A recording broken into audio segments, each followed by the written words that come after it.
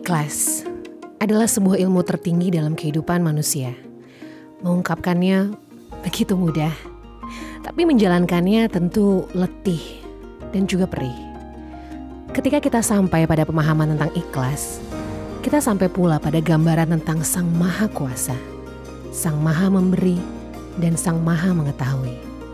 Kali ini saya ingin mendengar cerita tentang sebuah keikhlasan diri dari sahabat saya, Aditya. Saya Sheryl Hatumesen. Yuk kita dengar Sahabat Bicara. Ya Allah, kita mau datang. sama-sama, kita baru tahu. Oh my God, ini ya kalau ngomongin soal Tia, sebentar ya, itu seperti aku tuh gadis lagi gitu. Karena dulu kita masih gadis-gadis, masih gadis unyu-unyu. Kayaknya kolagen belum ini ya. Belum perlu ditambah. Terlalu bagus, masih kencang banget muka. 2000. Seingat aku ya, aku kan itu mulai MC di klub itu 2009. So kita kenal tuh sebelum itu. Ketahuan dong. Ya dulu kita ketemunya ya di situ. Iya, seru banget. Kamu udah berdua sama Dito everywhere, ya kan? Kemana-mana berdua. Kemana ya? Banyak banget Udah nikah belum ya itu? Aku lupa. Kamu nikah tahun berapa? 2009. Kayak sebelum itu. Sebelum dan sesudah nikah ya. Tapi ini ya, dari dulu sampai sekarang kan story kalian tuh, ya thank you kan masih bareng terus. Kayak aku tuh yang kayak, wow, kayaknya tuh adem-adem aja. Padahal pasti enggak lah ya hidupnya. Iya, kayak ya yang dilihat di Instagram kan hanya berapa persen ya. Betul, itu tuh kamu tuh awal pacarannya tahun berapa sih? Pacarannya tuh lupa deh tahunnya, tapi 6 tahun. 6 tahun gak dikawin-kawinin ya. Akhirnya alhamdulillah dinikahin juga. Sampai batuk. Sampai batuk ya. Gitu. Akhirnya nikah juga tuh 2009 ya. Sebelum itu lah 6 tahun total. Itu maksa ya? Nikah gak lo? Nikah gak lo, gue lama. Akhirnya nikah ya 2009 itulah. 2009. And apa sih yang ini bikin dulu deh aku pengen deh nikah sama Dito, apa karena udah kelamaan, apa karena kalau ditanya kenapa gue nikah sama suamiku gitu ya, karena dia itu kebalikan dari hidupku. Jadi aku tuh orangnya cerewet, dia orangnya diam. Mirip sih, dia orangnya enggak gitu loh. Iya sama-sama. Kalau dari bintang kan dia Sagittarius, aku Aries. Jadi bener-bener aku keras kepala, dia tuh bener-bener kayak kita ngejalanin bisnis juga bareng kan. Dia penuh pemikiran kalau kita maunya set langsung jadi, dia enggak. Jadi benar-benar butuh orang yang memang kebalikan enggak. Justru enggak harus sama gitu. Aries and Sagittarius, wow. Tapi mau kok Aries loh. Wah, sama udah. Terus jadi Tia itu kalau ada yang pernah tahu, pasti udah tahu lah ya, banyak ngeliat. Dulu dia punya namanya TRF Catering, aku nggak tahu sekarang namanya apa. Tapi pada saat dulu belum happening yang namanya vegan, apalah itu ya, kamu udah duluan kan. Aku ingat kamu pernah punya store di Plaza Senayan. Itu tuh kayak kue lokal pertama yang ada di mall gede, terus yang kayak gluten free gitu. Iya benar, karena waktu itu 2009-2013 akhirnya bikin si TRF, namanya masih sama, cuma bedanya ada .co-nya sekarang, TRF.co, karena ada yang udah pakai deh. Itu Pioneer Catering juga sih, Pioneer Catering makanan sehat, karena biasanya makanan sehat itu identik sama catering makan siang, makan malam. Nah kita tuh bikin dari makan pagi. Smoothie, jus, overnight oat kayak gitu bikin. Akhirnya dapat tawaran dari PS. Ya udah bikin kue. Oh jadi awalnya habis itu baru. TRF tuh kayak anak aku, anak pertama. Pertama, bener-bener. Waktu belum punya anak. Nanti kita akan ngomongin soal anak itu, tapi sekarang kan udah banyak ya yang si catering sehat itu. Kamu you don't feel like jadi banyak banget kompetitor. Maksudnya secara bisnis kayak gitu loh kan sekarang. Iya berat. Apalagi pandemi kemarin sempat kayak kita mau tutup aja deh karena berat banget. Orang udah pada submit untuk catering. Jadi kalau catering kan kita mereka payment duluan, itu pada cancel karena WFH. Pertama WFH, kedua irit kan. Mereka mau masak sendiri. Akhirnya udah kita harus kembalikan itu. Makanya akhirnya bisa lanjut lagi sampai sekarang, dan akhirnya kita fokus di produsen makanan anak aja. Jadi makanya aku bilang TRF itu perjalanan kita banget dari makanan diet, makanan promil, hamil, menyusui, sampai punya anak. Ini berarti TRF itu mengikuti apa yang terjadi sama kamu sekarang. Bener-bener, iya kan? beneran ngikutin, sampai ada yang bilang, Mbak aku tuh ngikutin TRF banget, aku bertumbuh bersama TRF, bilang gitu. Lucu sih. Si TRF itu kan menjadi bagian dari hidup kamu Tia ya. Nah aku juga ngeliat tuh, nih mungkin aku kalau sotoy maaf, perjalanan kamu untuk bisa dapet Kana sekarang yang kamu tunggu-tunggu banget, itu perjalanannya. Kamu nikah 2009? Nikah 2009 karena 2018, 8 tahun. So 8 years. Ya, 8 tahun. Ceritanya gimana? Karena kamu sempat juga sharing sebenarnya your journey untuk bayi tabung. Itu tuh tahun-tahun awalnya gimana? Sampai oke deh kayaknya kita harus punya planning ini. Itu gimana awalnya? Tahun keberapa? Jadi aku tuh sama Dito dari mulai pacaran itu kan emang kayak happy aja gitu, happy terus santai kan makanya party segala macam, udah santai banget, nggak nikah juga gitu, nggak langsung mikir untuk punya anak. Sesantai itu sampai nggak terasa udah 3 tahun. Padahal kitanya juga berdua santai, alhamdulillah dapat mertua santai, cuma memang orang tuaku nggak santai, tetap nanyain. Nah dari situ kita mikir kok kita bener juga ya, kok udah 3 tahun kurang lebih 3 tahun tuh belum punya anak. Akhirnya baru cek. Ternyata tuh ya tapi perjalanan ngeceknya itu nggak langsung ketahuan nih masalahnya apa gitu. Aku sempet ke dokter untuk insem, untuk cek-cek, katanya Bu ini masih bisa kok gitu. Jadi masih bisa normal. Jadi belum ke tahap langsung bayi tabung gitu. Karena aku pikir bahkan pikirannya belum nyampe sana sih waktu itu. Jadi langsung cek dulu, terus masih bisa, ya udah berusaha lagi, pindah dokter lagi, ternyata aku ada kista. Sempat dioperasi kista, pas lagi dioperasi taunya ada miom. Jadi ya udah sekalian operasi. Dari situ mulai program lagi, ganti dokter lagi, sampai akhirnya ada temen ke Pineng, ya udah deh kita coba second opinion nih, karena dari 2 dokter di sini ya pada waktu itu memang belum disarankan ke sana gitu untuk coba normal dulu kayak kehamilan normal biasa. Ya udah pas di sana baru ketahuan, karena umurku udah berapa ya, lumayan udah di kepala 3 pada saat itu. Pada saat itu kita ke Pinang tahun 2015-an. 2009-2015 lumayan. Oh 2015 ini padahal ya. Iya. Oke. Terus. Dari sana baru ternyata aku harus ketahuan di situ AMH aku rendah. Artinya sel telur yang aku produksi itu sedikit. Jadi kalau untuk kemungkinan insem udah nggak mungkin. Kenapa? Jadi kalau di sana dokter bilang itu akan buang-buang waktu, buang-buang umur kita. Gitu ya. Udah akhirnya sebulan kemudian aku sempat operasi untuk pembersihan. Aku lupa namanya apa. Di sana kita tindakan operasi cuma berduaan. Bulan depan udah dijadwalin harus kita IVF aja gitu. Hah gitu kan, kaget. Cuma dokternya gitu kan, di sana kayak mereka tuh cepet, selalu to the point ya. To the point, cepet, nggak mau buang waktu. Apa yang bisa kita kerjakan, ya udah langsung kerjakan. Nah, ternyata sampai Jakarta ada cobaan. Ternyata Dito sakit, ada hepatitis. Yang mengharuskan dia terapi, ada suntik, beberapa kali suntik gitu, selesai di Jakarta. Akhirnya karena mertuaku dokter, kita lanjutinnya di Indonesia aja deh supaya kamu nggak jauh-jauh, kebetulan itu nggak boleh capek. Ya udah dari situ cari-cari di mana ya yang biayanya nggak terlalu mahal. Ketemulah satu rumah sakit. Ternyata ya udah pas dicek tetap nawar, bisa nggak insem dulu gitu kan, karena mengingat biayanya nggak bisa Bu. Aku baru tahu kalau inseminasi itu yang bekerja adalah sel sperm suami tuh harus benar-benar bagus, sedangkan itu juga umurnya tuh maksudnya sperm kita sama sel telurnya tuh udah nggak ketemu. Untuk jalan insem tuh tingkat keberhasilannya rendah. Nah ya udah dikejar, akhirnya bayi tabung. Ternyata nggak langsung, prosesnya lama banget. As far as I know nih, proses bayi tabung dari teman-temanku, aku nggak bisa bilang apa-apa karena nggak pernah menjalani ya. Tapi itu yang super stressful. Iya. Oh gimana gitu? Karena waktu itu aku juga ada riwayat ketidakseimbangan hormon. Jadi harus minum obat dulu, sempat lama minum obat untuk menghasilkan sel telurnya, terus dinding rahimnya ditebelin dulu, jadi kayak ke rumah sakit, ngantri, segala macam itu kayak sebenarnya lebih kayak emosinya tuh naik turun gitu.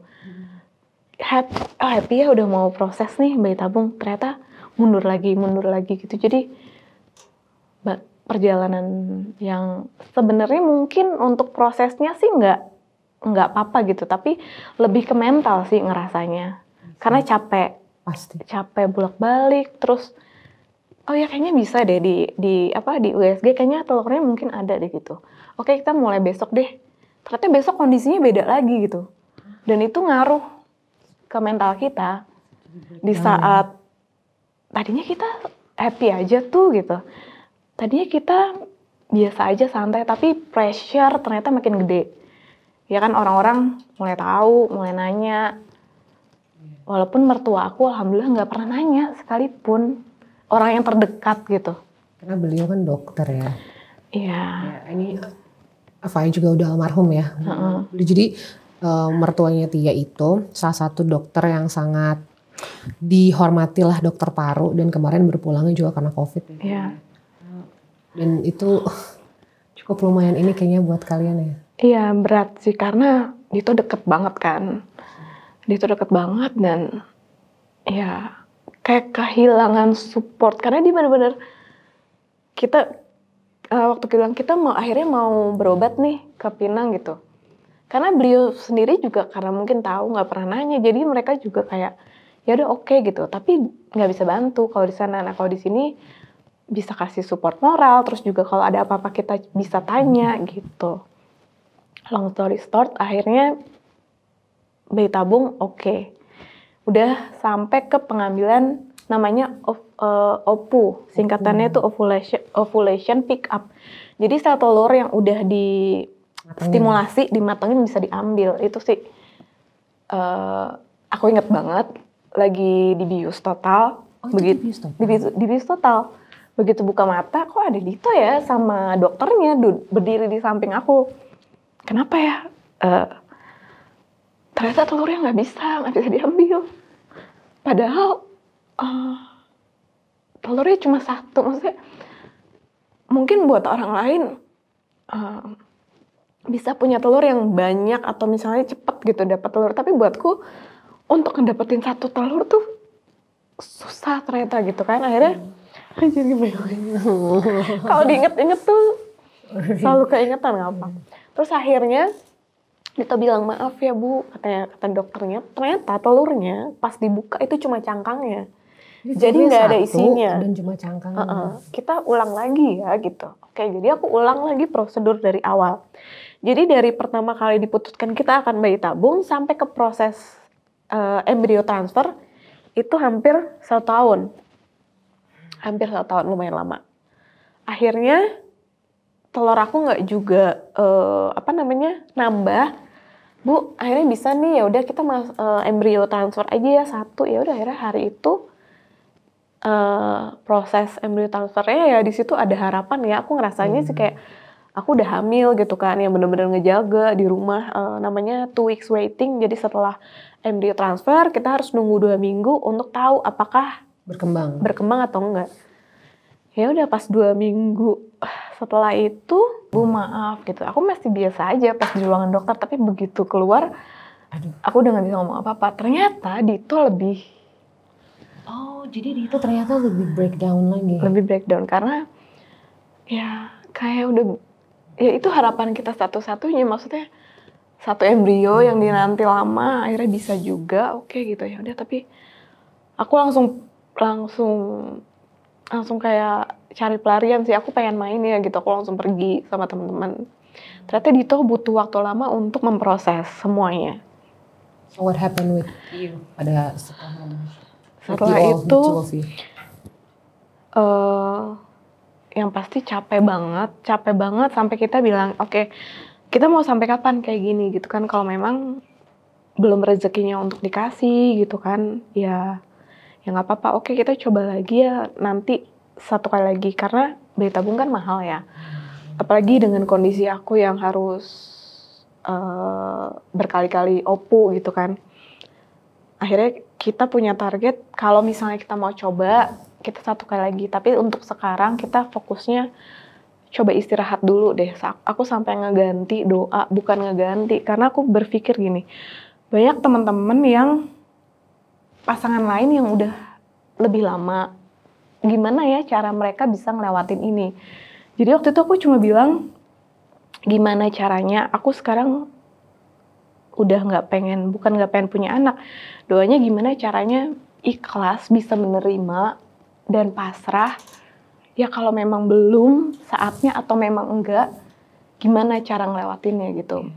Jadi berdoanya pun kita ganti. Aku pengen lebih legowo, lebih kayak acceptance. Aku sempat ikutan retreat juga 2 hari 3 malam. Lebih kayak meditasi. Istilahnya semua proses udah aku laluin ya, di proses dokter istilahnya. Tapi itu enggak ada yang holistik. Aku di sana lebih itu jadi apa ya? Lebih ke perjalanan spiritual.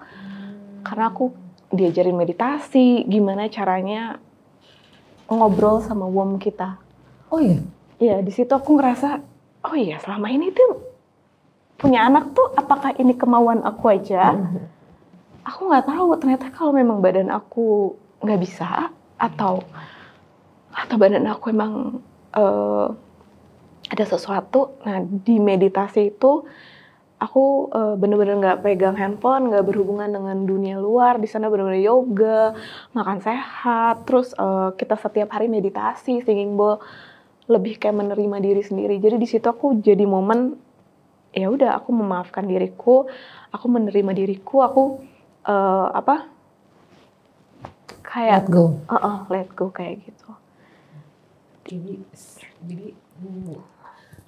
sebelum itu kan mungkin kamu berdoa, oke, aku pengen banget Tuhan dipercaya untuk dikasih amanah, dikasih setelah kepercayaan. itu kamu cuma pengen kasih kekuatan untuk aku bisa melalui apapun yang menjadi jalanmu gitu ya. Iya. Jadi ternyata kekuatan doa tuh ya makanya pas akhirnya hamil alami itu benar-benar kita berdua di saat udah titik terendah, udah nggak pengen minta itu lagi, kayak bukannya capek, sempat ada yang bilang lo nggak boleh punya pikiran negatif sama Allah gitu kan. Bukan nggak pikiran negatif, tapi udah di saat ya udah deh, nggak apa-apa kalau sampai nggak pun nggak apa-apa, karena aku percaya rezeki bukan hanya anak, rezeki mertua, rezeki temen gitu kan. Pada saat lagi down temen datang semua gitu kan, di situ kita ngerasain benar-benar udah lepasin aja semua, kita fokus kerja. Kita sempat liburan, waktu itu liburan akhirnya berdua yang kayak pacar honeymoon lagi. Ternyata di situ aku mens terakhir. Aku inget banget. Oh, jadi tuh ceritanya, jadi tuh kalau kronologisnya gagal. Let go, kamu ikut retret, kamu kayak lahir lagi ya gitu. Kayak lahir lagi, dan aku tetap ngejalanin pola makan sehat yang udah kamu jalanin. Lagi bayi tabung. Aku punya grup 10 orang, ini semuanya lagi TTC, try to conceive. Kita saling share informasi. Ada dokter di sini, terus ada jadi semua kita ikutin, lucu. Sampai akhirnya aku bikin catering itu, terus minumnya ini, buahnya ini ya, namanya kita lagi ikhtiar, semua pasti dicoba. Terus ya udah akhirnya udah semuanya let go. Aku tetap olahraga, tetap ikutin makan itu, tetap minum asam folat acid ya. Taunya 8 bulan kemudian hamil. Oh my god. Oke, apa yang waktu pagi kamu cek itu kamu ngerasa nggak kalau aku hamil, aku ngerasa kayak apa ya, aku kayak bau seng gitu loh di mulut aku gitu. Oh iya, ada itu. Enggak, itu tuh kamu apa tuh rasanya? Kok enggak dapet ya? Aku terbiasa dengan kondisi ngecekin test pack. Oh iya, karena harus ngecekin test pack itu kalau nggak hamil itu kan cepet ya, set gitu. Pada waktu itu kok nggak hamil? Bukan apa ya? Aku ngerasanya waktu itu kalau mens kan memang berantakan, tapi waktu itu kok nggak mens gitu kan. Pulang dari sana udah nggak mikirin apa-apa gitu kan, udah jalan kayak biasanya. hampir beli test pack, berkali-kali beli test pack, dan itu kok lama ya hasilnya ya. Pas aku balik lagi kok garisnya 2 ya. Biasanya tuh saking biasanya, udahlah gitu. Untung nggak dibuang ke tempat sampah kan. Dito ini kok ini ya, ini tuh hamil nggak sih kalau kayak gini gitu. Kita bilang ke mertua, ya udah akhirnya siang itu ke dokter dan ternyata hamil. Jadi ya itu bener-bener di situ kita sih ngerasa kita udah ngelepasin semuanya dan nggak ada beban pikiran, karena sebenarnya yang jadi beban pikiran kita selain proses yang panjang adalah lingkungan juga. Meskipun kedua orang tua kita sebenarnya santai, tapi lingkungan di luaran gitu yang bikin kok tambah stres. Bahkan pegawai aku bilang aku mandul tuh. Istrinya pegawai aku pernah bilang aku mandul. Terus ada saudara juga bilang, kamu emang AMH-nya berapa gitu. Aku rendah banget tante, 0, sekian gitu. Udahlah kalau kayak gitu sih nggak usah. Ini udah pasti ini gitu. Jadi lebih ke secara nggak langsung tuh jadi beban yang tanpa kita sadari tuh. Nah aku nggak tahu apakah Dito juga ngerasain itu gitu kan. Karena kalau cowok kan lebih dalam ya. Iya kelihatannya santai tapi ternyata hancur juga. Gitu. Oke, move forward sedikit. Akhirnya hamil, and apa ya? Kamu kayak nggak percaya atau overprotective banget sama hamil kamu atau apa? Atau Dito mungkin gitu? Dua-duanya sih kayak jadi, aduh nih takut kenapa-napa gitu apa-apa. Jadi bener-bener ngejaga banget. Karena kita justru sampai sekarang karena gede aja kadang aku liatin kalau dia tidur, ada ya anak ini ya gitu. Ya. Ada ya gitu. Ternyata ya Allah titipkan juga. Mungkin ya bener semua akan pada waktunya. Mungkin belum waktunya kemarin, waktunya sekarang gitu. Saat semuanya kita udah mungkin mentalnya kemarin udah sempat diuji, udah dapat titik terendahnya juga segala macam. Jadi sekarang ya mungkin saatnya sekarang. Jadi akhirnya hamil, semuanya senang gitu kan, sampai mertua juga sampai overprotective semuanya sampai akhirnya sekarang karena udah mau 5 tahun, udah lagi lucu-lucunya. Udah ini gitu. Kejadian ini semua perjalanan itu bikin kamu sama Dito apa yang paling bikin titik terendah kalian tuh kapan? Waktu yang nggak jadi bayi tabung ya? Gagal bayi tabung juga, maksudnya itu jadi pelajaran banget sih buat kita kalau kita udah kasih harapan setinggi-tingginya, tapi kalau Allah berkata enggak ya enggak. Dan di situ kita harus lumayan recovery-nya lumayan lama sih. Kayak pengen ketemu orang. Aku pernah kayak, aduh aku nggak mau datang ke acara 7 bulanannya si ini gitu. Karena kayak ada perasaan, ada rasa pengen banget, ada rasa pengen banget itu, tapi ngelihat orang lain happy tuh nggak bisa gitu. Padahal kan sebenarnya nggak boleh ya, tapi ya itu pernah ada di rasa situ. Jadi kayak sekarang lebih sama dia tuh kayak ya udah deh, kita udah alhamdulillah bisa ngelewatin semua. Lebih bersyukur sih untuk hal apapun, masih dikasih sehat, ya kan. Dito akhirnya pulih dari sakitnya. Terus aku juga kista sama miomnya juga udah sempat diangkat gitu kan, dan akhirnya bisa hamil alami yang tadinya udah nggak bisa. Itu miracle banget sih. Iya itu kayak keajaiban banget sih, akhirnya bisa hamil di rentan 8 bulan di saat kita udah nggak mikirin itu. Kalau ada orang yang nanya bagian paling berat itu kan dari lingkungan ya, atau dengar orang ngomong apa gitu ya. Berarti kalau aku yang kayak gini, yang nggak pernah ngerasain in your shoes gitu ya, berarti aku tuh orang-orang kayak aku nggak usah komen apa-apa kali ya. Maksudnya kurang-kurangin komen-komen yang kayaknya mungkin kita care, tapi jadinya tuh ke kamu kayak gimana gitu loh. Jadi what do you expect? Mungkin juga pelajaran kali ya buat orang kayak, aku mesti nanya apa sih kalau sebenarnya pengen, I just want to know your condition, orang-orang yang mungkin juga lagi trying to conceive dulu. Kalau buat kita sih sebenarnya sih nggak masalah untuk ditanya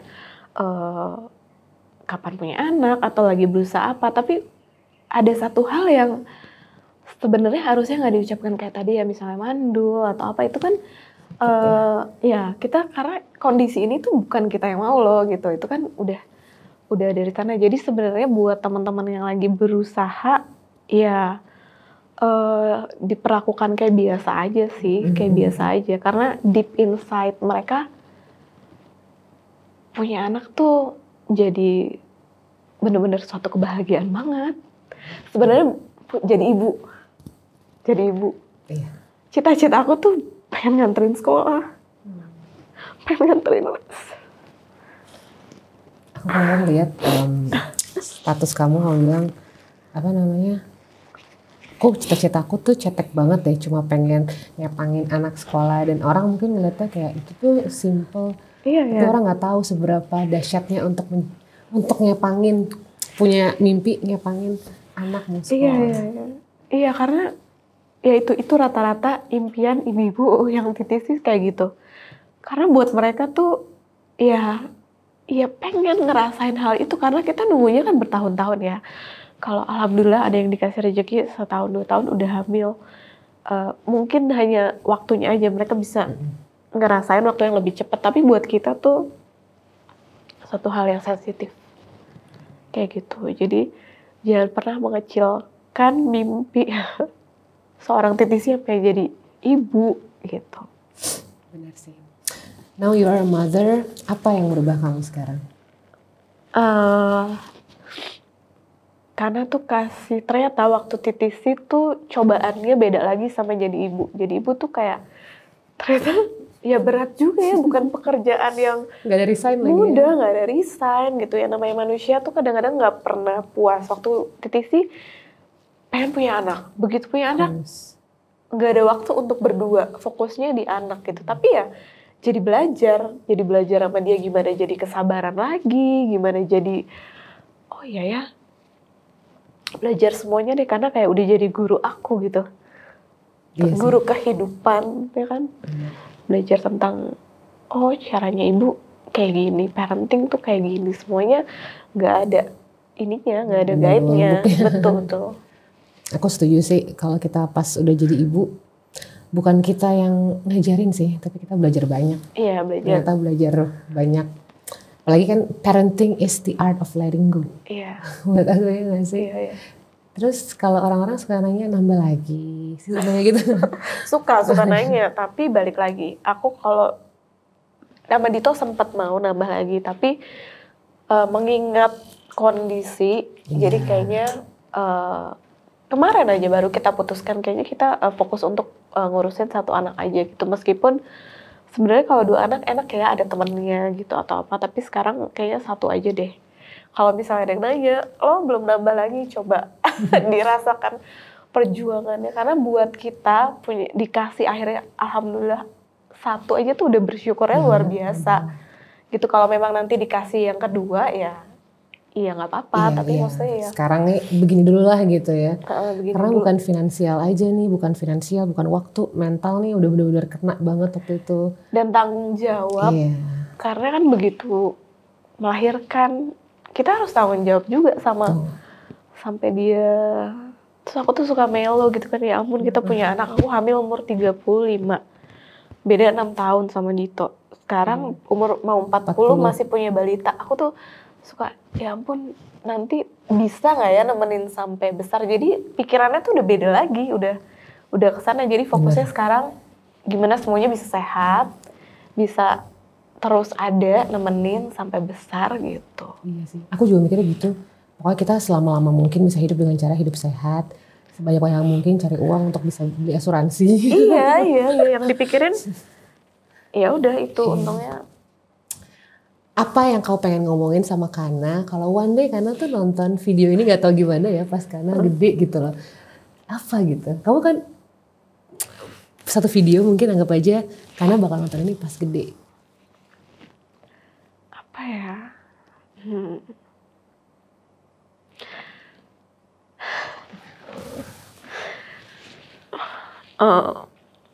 Cuma mau bilang karena makasih banget udah hadir di kehidupan kita, udah memilih ibu sebagai ibu kamu dan bapak.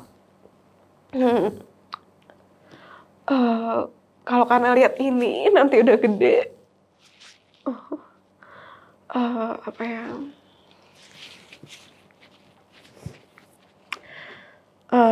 Gimana perjuangan ibu sama bapak dulu buat ngedapetin Kana, dan kita bersyukur banget Kana tuh hadiah terindah yang dinanti dan ditunggu. Karena ibu bapak sayang banget loh sama Kana. Iya, thank you ya. Jadi bebek kan? Enggak dong, nggak apa-apa. Buat semua yang mungkin lagi berusaha, don't ever lose hope, right?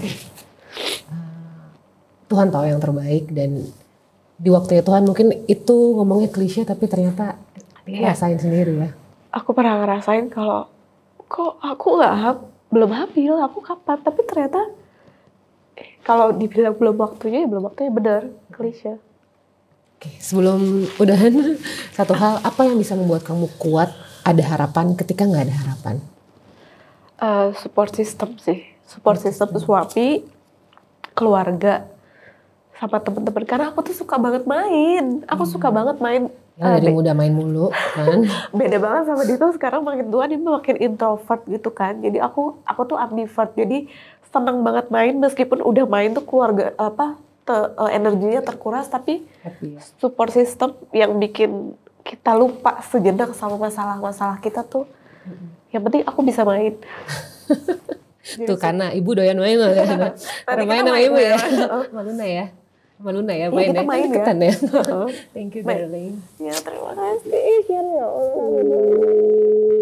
Aduh.